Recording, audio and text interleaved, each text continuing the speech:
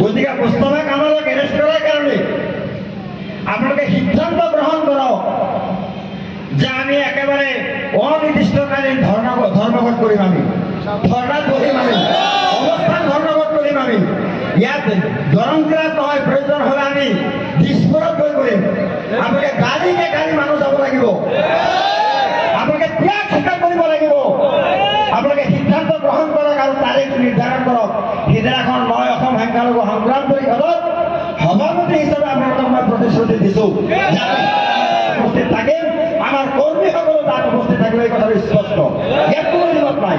কিন্তু সেই দুষ্কৃতিকাৰী ইছলাম বিৰোধী শক্তিক আমি প্ৰতিহত কৰিব লাগিব। আজি বাংলাদেশত ছাত্ৰ সমাজে যদি এটা চৰকাৰ উফৰাই দিব পাৰে, বিশ্বাস ডাঙৰীয়াই কৈছিল যে মই নাজানো কথাটো সঁচা নে মিছা।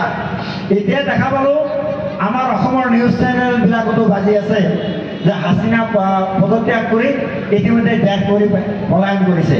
তাৰমানে কথাটো ফাইনেল। এটা চৰকাৰ যদি উফৰাই পেলাব পাৰে, এটা ছাত্ৰ আন্দোলনে, আমি গোটেই মানুহবিলাকে মিলি মুস্তাফা কামাল আজহাৰীক এৰেষ্ট কৰাব পৰাকৈ আমি ব্যৱস্থা কিয় কৰিব নোৱাৰিম? চৰকাৰক আমি কিয় বাধ্য কৰাব নোৱাৰিম? আমি হাংগাৰ ষ্ট্ৰাইকত বহিম, অনশন, কোনো খাদ্য আমি গ্ৰহণ নকৰোঁ যেতিয়ালৈকে চৰকাৰী বিষয়াই আহি আমাক নক'ব যে মুস্তাফা কামাল আজহাৰীক এৰেষ্ট কৰা হ'ব। এই কামটো আমি কৰিব নোৱাৰিম নেকি? একদম আৱাজ কম, আৱাজ কম। তাৰমানে 25% মানুহে কৈছে, তাৰ পৰা 20% নাযাওঁ, 5% যাওঁ। কাম হ'ব, কাম হ'ব, বঢ়িয়া। এই কামটো আমি কৰিব লাগিব। মানে কথাই এটা কি জানে, এটা মুস্তাফা কামাল আজহাৰীক বন্ধ কৰিব নোৱাৰিলে হাজাৰটা ওলাব, এইটো স্পষ্ট।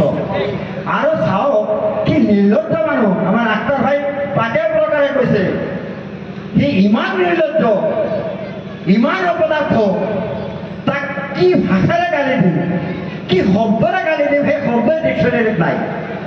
সি আকৌ সেই চিনাদিত্যক মাতি আনি সমন্বয়ৰ কথা কয়। এই বেটা, চিনাদিত্যই কোন দুৰ্গা পূজাৰ মন্দিৰত তোক মাতি লৈ গৈছিল যে? কোন দুৰ্গা পূজাৰ মিটিঙত তোক মাতি লৈ গৈছিল নেকি? চিনাদিত্যক মাতি আনি একেবাৰে সমন্বয় কৰিব লাগিব।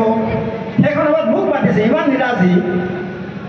মই তাক ইমান বেয়াকৈ গালি দিছোঁ, দিয়াৰ পিছতো লিফলেটত চাওঁ মোৰ নাম আছে, মোৰ নামটো কটা নাই। মই সিদিনাখনেই ভাবিছিলোঁ যে এফআইআৰটো কৰিম, আচলতে মই নকৰিলোঁ, ভুল হৈ গ'ল সিদিনাখন।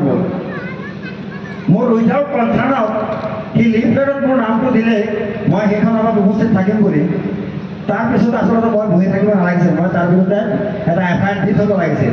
একশ্যন ৰিয়েকশ্যনটো পিছত দেখা যাব।